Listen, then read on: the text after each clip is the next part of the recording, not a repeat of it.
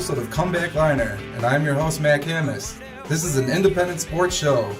Cut. Okay, this is going to be hard. Did it again. You're doing it again.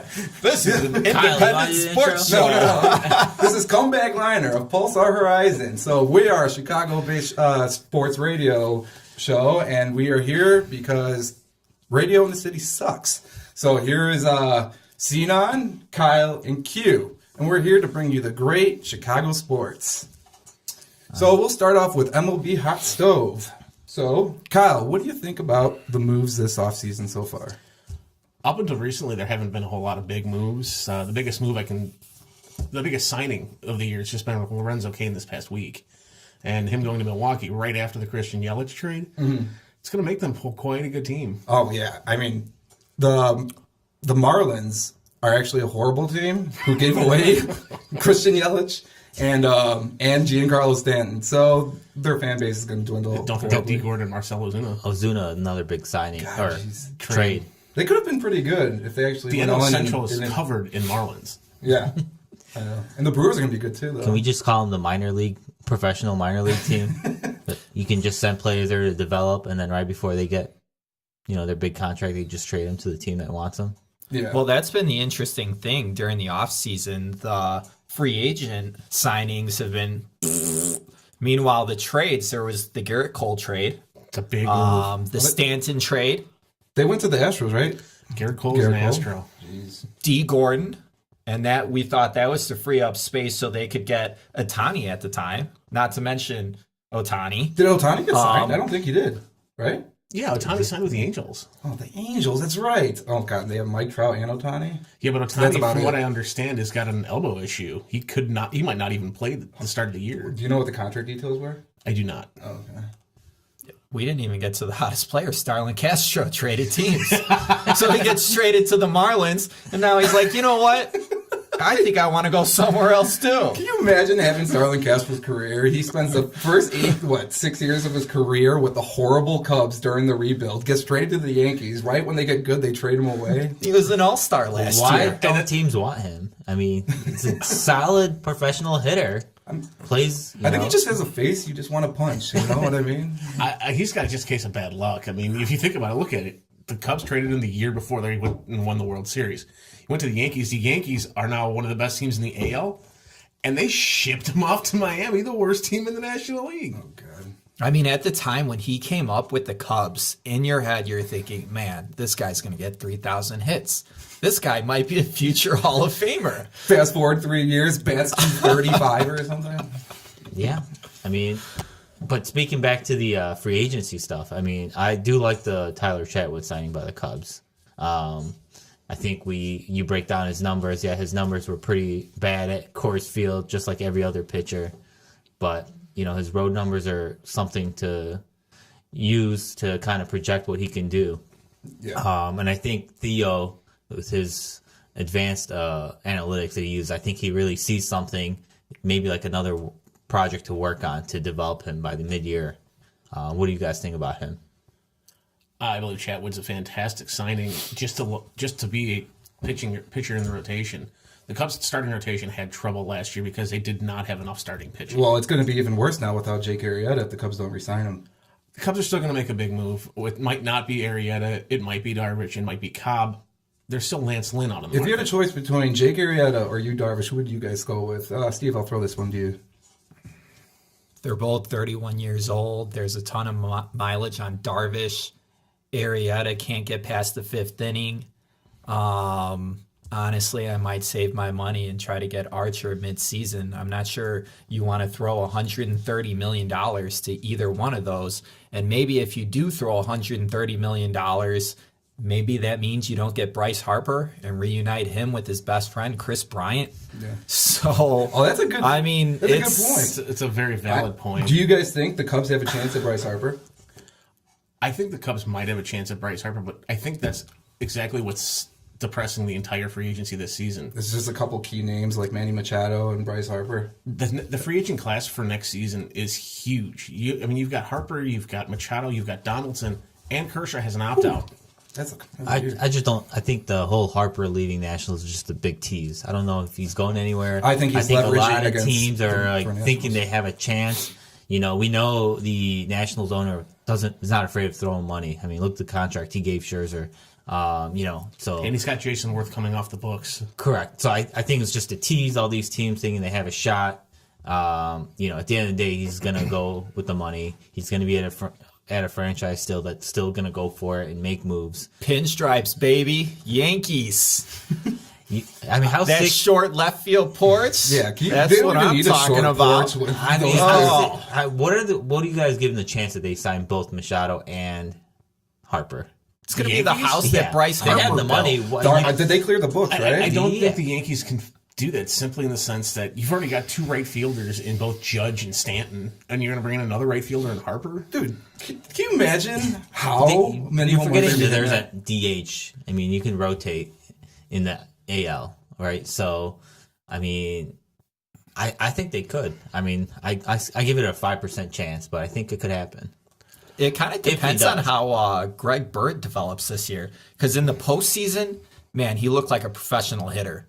Yeah, and they if had he him turns over out to be Judge, the right? stuff, I mean, honestly, if he flops, then you say, oh, well, they'll move Stanton or Judge to first base. I mean, Stanton's what, Isn't Stanton 6'8"? Isn't he a Gold Glove contender? I think he has good defensive WAR metrics. Stanton's got very good defensive WAR metrics. He's got a very good arm. Yeah. So moving him to the infield is probably not the one that's going to happen. Yeah, but we all know that Stanton's going to get hurt midway through the season anyway, so Judge will have to carry the load.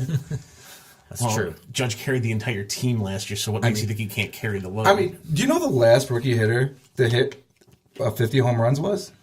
Any guesses? No one, ever. McGuire was the closest at 49, I believe. And they have one key trait. Both huge steroid users. That was an impressive stat there. You read that off of a box of Wheaties or something? No, I just realized that some people in fantasy had 50 home runs from a rookie out of nowhere. That was a little ridiculous. Yeah, but I mean, so who do we still have? We still have the big names with Arrieta and Darvish. Who would you rather have? you also got hitters yet. You still got Hosmer. You still have Moustakas. That's true. I mean, Even JD Martinez is still out there. That's the biggest. JD Martinez was a monster in Yeah, the he second hit like half. 30 home runs, close to it. He hit more than 30 home runs in the second half. And that's exactly the power Boston is needed. But, I mean, the GMs are so smart now. I mean, they're just waiting all these free agents out. I mean, his agent, Scott Boras, and Boras is probably trying to get him a $220 million contract like you got Prince Fielder and a lot of his other agents or players. do you think there's collusion between the management and owners, or do you think I this would is not be just the new style? The Cubs have done it, Astros did it. You don't need these big contracts. I think you develop young players that can contribute right away. Well, is it the luxury tax? I think the luxury tax has a lot to do with it, but I do believe Sinan's right. The winning component for the last few World Series has been young teams. So guys are developing their own talent and trying to keep their own talent. These high-priced free agents, if you look at some of the biggest contracts that are out there right now, a lot of them are in dead money phase, and teams are hating. I mean, take a look at Albert Pujols on the Angels. Yeah. He signed for another 5 seasons. Are you serious? Yes. He's got 5 more seasons on that deal of his, and it gets more expensive each year. I mean, can he even stand at this point? Doesn't he have chronic plantar fasciitis? See, that brings me up to another point, because I was listening to one of the major networks, and they were talking about how Pujols, if he doesn't decide to retire after this next season, he's damaging his Hall of Fame chances. And I think that's a joke. That's a joke. I don't even want to get started on the Hall of Fame. Is this pool also at 600, by the way? I believe it's at 604. Yeah, that is interesting. But that's a good segue into the Hall of Fame discussion. So we had a couple big names join. What do you guys think of Jim Thome's induction into the Hall of Fame? Well, shoot to the Sox fan. Block. It was lock. He hit over 600 home runs. His OBP is over 400. The guy is a complete monster. And per Jerry Reinsdorf, the nicest guy he's ever encountered. Right? Physical It's not just specimen. Jerry Reinsdorf. It's everybody who talks about him says he's easily the nicest guy you can. So then, you how come come he was across. on every MLB team if he's such a great player? Why He was on 4. I don't know. I think more than that. Let's see. He was at the Phillies, Indians, The White Twins, Sox. White Sox. And he was his last half a season was with the Dodgers. I don't remember him being a Twin. I thought he was a Twin for a little bit. Yeah, I think he was. I think I saw a meme with it. What don't you like about 600 home runs, 276 No, just- batting average? There's nothing Are not to those like. not good? Well, the best part is he did it in the you're just- steroid era, and he did it clean. Yeah, but I mean, he was just what, a DH? All he did was hit. I mean, He it's started like- out as a third baseman. But I'm saying, how at the end, what were his defensive metrics at third base? I don't even know if they Terrible. had defensive metrics back then. But I'm just saying, They I don't- probably retroacted some, but yeah, For him, no, they- you're they- right. they said they he did that really, for- he for him really to be was- a lock, I mean, at the end of the day, he's a Hall of Famer, which I'm fine with him making the Hall of Fame. But the last half of his career, yes, you're right. All he did was hit. Yeah, you know how many Easy people there. have Did 400 on he base DH for the percentage? Phillies? The last half of his career. Well, he went from the Phillies to the White Sox. Yes. I mean, In, he spent a lot of time in 2006. Cleveland where he was the first baseman, and then he DH'd as well there. Then he went to playing all-time first base for Philly for 4 seasons, I believe. Then he got traded for Then it was- Aaron Rowan. Ooh, White Sox made a rough trade in that one. I mean, I like the fact they got Tomei out of it, but they traded the heart and soul away from the championship team. The heart and soul, Aaron Rowan. Yes, Running into stop walls. Dude, But the heart. he really was You the know heart what? of that team. No, but honestly, I mean, we're going back to the 2006 White Sox. Their offense was great. It was the pitching. I mean, when you pitch deep in October, just as the Cubs did last year, your pitching staff takes a pounding. I mean, how was the health for the Cubs last year? Oh, their pitching staff was brutal. Meanwhile, the championship year, you guys had nothing but good health. Well, I mean, we didn't have horrible health last year. They were just kind of burnt out, I thought, really. Well, you lost Arrieta for almost a month. You lost Lester for almost a month. Remember that game Lester took himself out of in like the first or the second inning? yeah, we were just never in rhythm. I mean, we were just never in rhythm. When you look at the 16 season, it was just nonstop. Everything from beginning to end. It was just, you knew we were going to win. It was our year. Especially after 2015 when we took out Pittsburgh, when Arrieta was an ace. And I knew it. We When were he going to was win the an World ace? Series within 5 years. Absolutely. You know, He had a Pittsburgh Cy never Young year. wanted to do the things that the Cubs did. So the last 2 seasons, the Cubs made mid-season acquisitions. They got Chapman. Last year, they traded for Jose Quintana. I mean, those are huge monster moves that you make in order to win. And instead, the Pirates, they just sat back. Yeah, The Pirates I mean, decided they to sold hold off. on to their young talent, and the problem was their young talent never actually became talent. I mean, the year that Jake Arrieta, the wild card game that year, I mean, Jake Arrieta outpitched them, but, I mean, they didn't want to make any mid-season. They had home field advantage. They lost. That's true. Do you guys think Jason Hayward rebounds this year? No chance. I'm at that point where the guy, no matter how much he tries to fix his swing, it's still the same swing. Yeah, he I had. think he's broken. We have a new hitting coach, so we'll see. But I think he can rebound. Not to be Is he worth $26 million? No. Absolutely not. clearly not. But if you can get him to be a 3-WAR player, fine. It's great. I mean, you're doing what you can right now instead of being a negative or 1 or 2. Yeah. Wait, Right, so I if agree. he hits 280 with a 360 OBP, Oh, I love which that would stats. fit I in would line love with his stats prior to the signing, and he plays Gold Glove defense, is he worth 26 million then? I don't think he's worth $26 million, but he's definitely worth more than what he is now. What do you think they were anticipating when they gave him that monster contract? 360 on base percentage and Gold Glove defense. And just so you know, he it. took less money to sign with the Cubs. Yeah. So Oh yeah. Well, I think a lot of it had to do with the fact that he knew the young talent was here, and And opt-outs. Don't forget that. well, he had 3. He's got 3. He's got two of after them? year 3 and year 4, which he won't, unfortunately, because we could really clear the books for some Bryce Harper. But no, if you think about it, he was 26 when they signed him to that deal. Yeah, which makes Which sense. makes perfect You sense. put You're still money on your down. uphill. So what do you think their projection for him was, though? Realistically, if Probably you're giving him all that 360 is money, career averages. I'm assuming. 360, But they were expecting In a his guy prime? who would show up with power because of the way he hit home runs against them in the playoffs. Yeah, remember the year before when the Cubs beat the St. Louis? He had that opposite field home run in Wrigley Field, and I was impressed. It was outside corner of the plate, and he just lifted it into the right field, and I was like, wow, that guy is It a was stud. into the wind. And I think that's what made In everybody fall 2 in love years with him. watching Jason Hayward, I have not once thought, wow, that's the same guy that hit that one home run in 2015. Yeah, I feel like he's got warning track power. I don't know how many times he hit it to the warning track. He just can't. Or ground out to second, right? Pop up to second, ground to second. His overall metrics show right now that his outcomes are typically either a weak ground ball to second base or a pop up to shortstop. Yeah. Which is really bad if you're considering him. He was supposed to be your on base table setter, your number 2 guy. You can't have that as a 2-hitter. No, that's true. Hell, you can't even have that as an 8-hitter. Look, I'm praying that the Cubs get Jason Hayward to actually opt out, but I don't think that will ever happen, unfortunately, and we're stuck with the albatross of a contract now.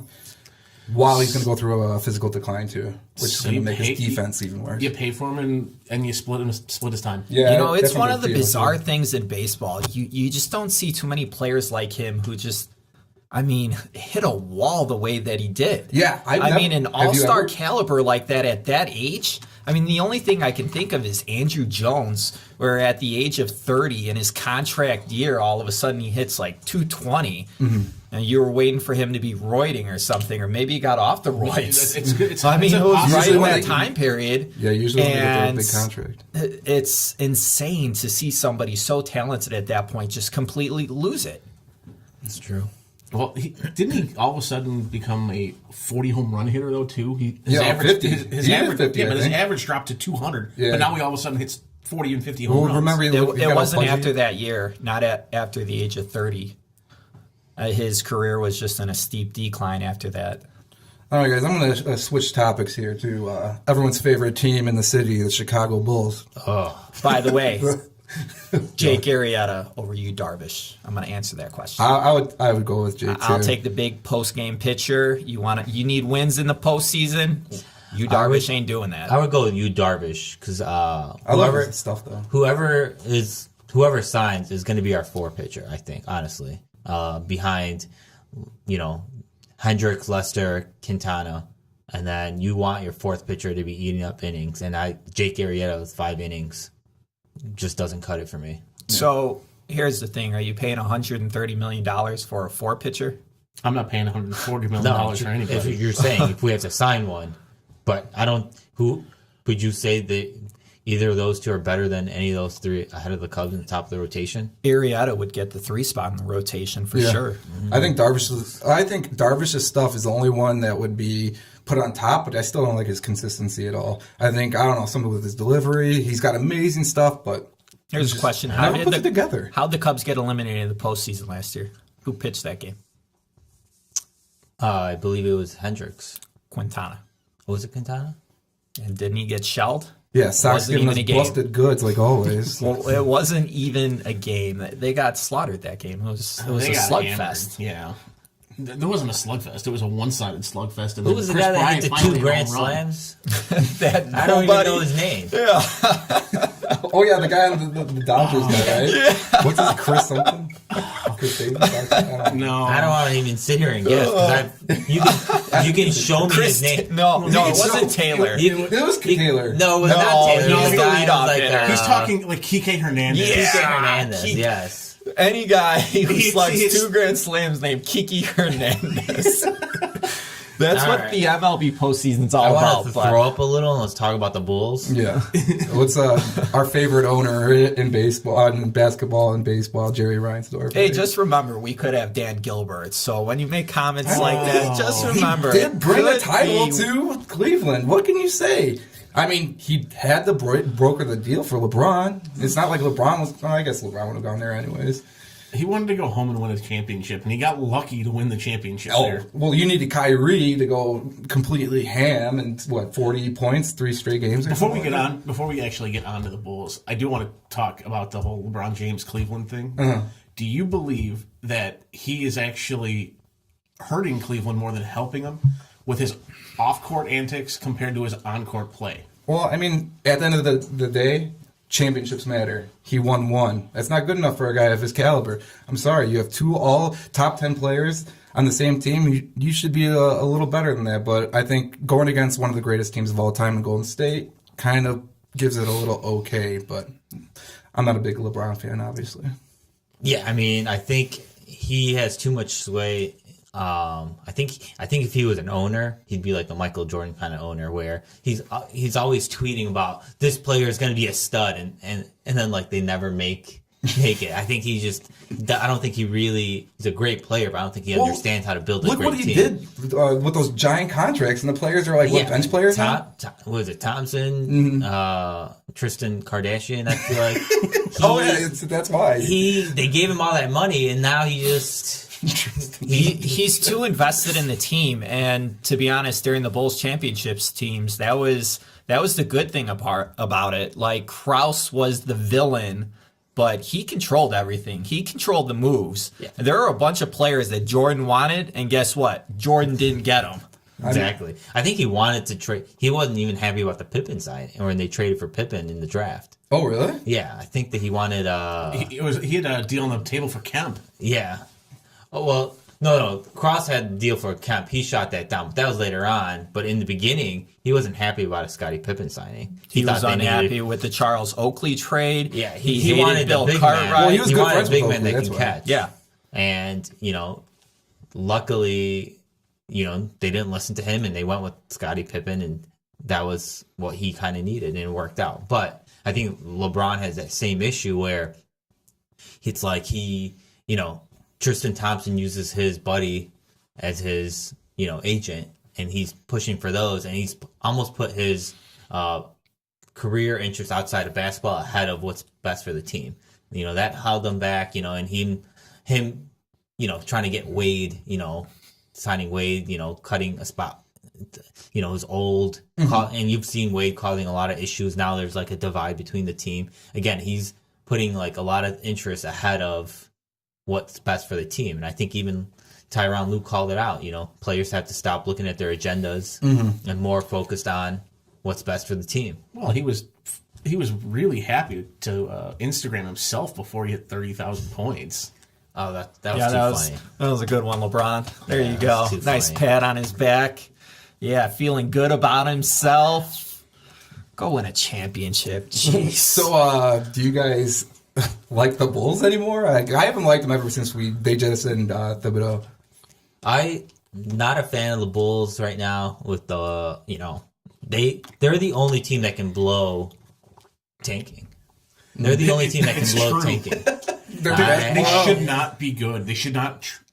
I can understand the idea if they want a winning culture, but you cannot become a 8-seed playoff team every year because your team's going to get worse. It's not going to get any better. It's going to be like the Charlotte. They cannot get a top 3 pick because they're always in that 8th or 9th seed kind of row. You're getting those late first round picks, and it's tough to hit on those. You need that all-star in the NBA. Well, that's what tanking does for the NBA. And you need a lot of players. And one player influences the game so much with 5 men on court. Are we just doing this for fun, or are we going to actually do our homework here? I mean, if there's the lottery and we're doing it now, what place are the Bulls in? 9th or 10th. 8th or 9th? But it's the lottery's changed. It's not. It's not like it used to be. Not this year. It's changing the next year. But I mean, what, are we counting on that 1.1% chance like we got lucky with Rose? At the end of the day, that's what you're counting on. No, because at the end of the day, you have to hit on those middle picks like they did last year with Markkanen. I mean, you have to hit on those picks. But you that's also exactly need what the that star. Warriors did. Yeah, you definitely need a star. What was Steph Curry when he got drafted? 7th. What was Klay Thompson? I have no idea. 11 Draymond through second 13. round. Because Draymond, second who round. wanted Draymond? Tom Thibodeau. And guess who didn't want? And guess who drafted? Garpax. Who drafted the Bulls' 2 best young guys, Markkanen and Dunn? Tom Thibodeau. That's a very valid point. Garpax got to stop, living off Tom Thibodeau's. They got Marcus Teague. Remember? They got Marcus Teague. Oh, my God. Yeah. Marcus Teague over Draymond Green. I think that's the other problem with the Bulls. I think you have the coach, whatever coach they pick, it's going to be a yes man for Garpax. I like Hoiberg, but I just don't think Hoiberg was the right move where the Bulls were. I think we gave up a little too early in going for it. We never made that big move. I feel like every year the Bulls comes to trade deadline, we like to throw our name in there. Oh, we're going to trade for this guy. We're going to make this signing, and then we get nothing. And that's kind of been the Bulls Don't think they'll ever sign that big name player.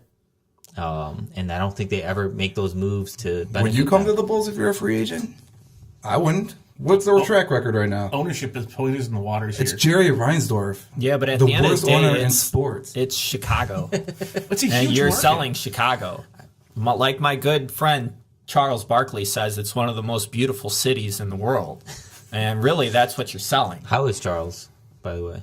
Charles is doing great. That guy cracks me up, man. I mean, I can listen to Charles Barkley talk all day. I love you, man. Charles, you the man. As great as Charles is and his love for the city, unless you give me a big name player that signed here, I'm going to go by what history says instead of what we are selling the city. I mean, these guys are multimillionaires. They can live wherever they want in the offseason. This is just a job. So the whole selling the city and the way people can travel is just Well, nothing. you need stars. I mean, how many free agents are going to franchises where there's not a star? Everybody wants None. to play with their AAU friends. Like, they're all friends in the league now. So it's just, if we don't have a star or a centerpiece or somebody to build around, nobody's coming here. Back to my point, why you need a top 3 pick in this draft. But he brings You up a build good a star. point. What was marking him? He's not going to be your star that people want to go and play with. You don't think so? No. I mean, what are people saying about him?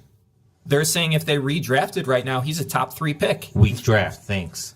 Weak draft? Yeah, it's a weak draft. Getting compared to Dirk Arguments? Nowitzki and Kevin Durant. Are those not good comps?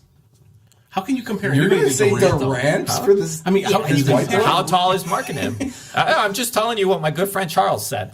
Oh, yeah? Bill Cartwright, too, is that tall. How can you seriously compare him to Durant or Nowitzki, who's going to be a first ballot Hall of Fame guy? He's the fastest guy ever to 103 pointers. Quick question. Go ahead. If Nowitzki was born in the 80s, or not born in the 80s, played in the 80s, is he as good as Larry Bird? No. He's not tough. Like, Larry Bird was tough. I think Bird is probably the most skill to athleticism ratio of any athlete of all time. It's just like some unathletic white guy with amazing skills, shooting threes, passes, high IQ, getting people's heads, win I the think they championship. showed his, 5 best years in his prime versus, LeBron's 5 best years. And it's like... It's disgusting. It's- Honestly, people have no idea how good he is. I mean, YouTube that man and you won't be disappointed. And the amount of shit talking that he did on top of it, unbelievable. I mean, he's walking into the 3-point contest and he's like, who's playing for second? I mean, he was unbelievable. He'd sit there and he'd tell you exactly what he was going to do before he hits the game-winning shot, and then he would do it. Like, that's how great of a shooter he was. Yeah, I mean... Well, look at the NBA of the 80s and the 90s compared to the NBA now. You don't have the guy who can walk on the court and talk like that and back it up. They all talk, but nobody backs it up. I mean, didn't you see Carlos Boozer?